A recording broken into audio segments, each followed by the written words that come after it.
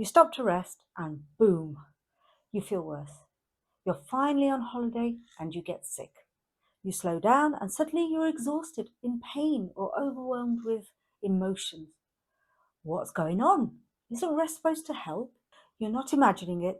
This crash after stress is real. I've lived with chronic illness for over 25 years, learned how to cope, and now I teach others how to do the same. And in this video, you'll learn why this crash happens, what your body is really doing when you slow down, and 3 simple ways to support yourself through it without adding more pressure. If you've ever felt worse after resting, this will make a lot more sense to you by the end. So, what is this crash exactly?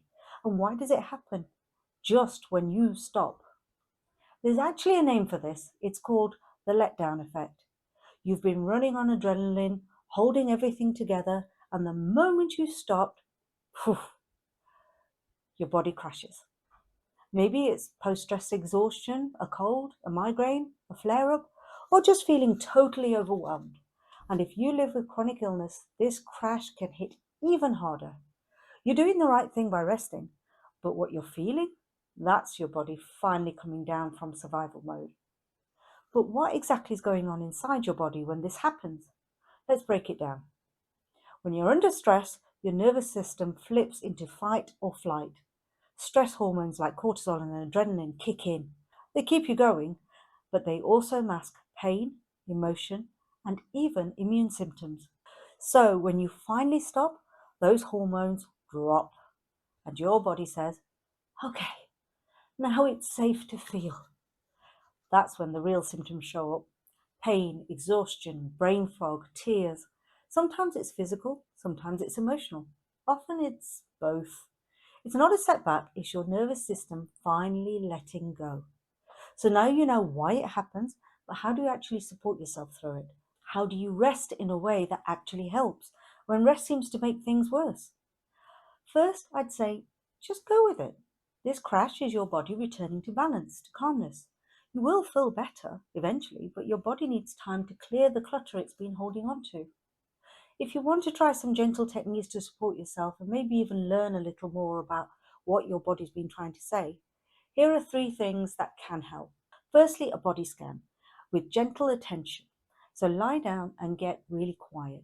Let your awareness go to one area at a time, from your toes to your feet to your legs. Really feel what is going on in that part of your body, all the way to the top of your head. And what this does is it lets your body receive the attention it's been craving. And it says, great, you're focusing on me, now I can heal better. It's a simple way to reconnect with your body gently. The next technique is emotional grounding. When emotions feel too big, grounding yourself really helps. And you do this by focusing on 3 things you can see, 3 things you can hear, 3 things you can feel. And this pulls you out of the overwhelm and into the here and now. For example, I can feel the cold desk as I touch it with my hand. And the third technique is doing a little bit of writing, just checking in with yourself. You don't need to journal pages. Sometimes one question is enough, like, what has my body been trying to hold on its own? Let that question land. And you can write down the answer, or you can just think about it and breathe through it. It's a powerful question that can really help you learn about yourself. So if you've ever felt this crash after rest, you've had a busy couple of weeks at work and then you've suddenly stopped and taken some time off after the deadline, after the pressure's over, and immediately you've crashed.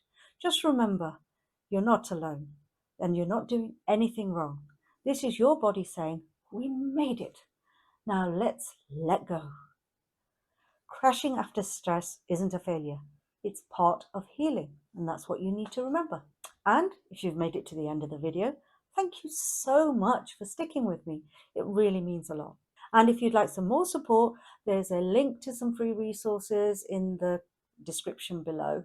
And if you want to carry on with your mind-body work and exploring this further, check out this video. I think you'll find it helpful.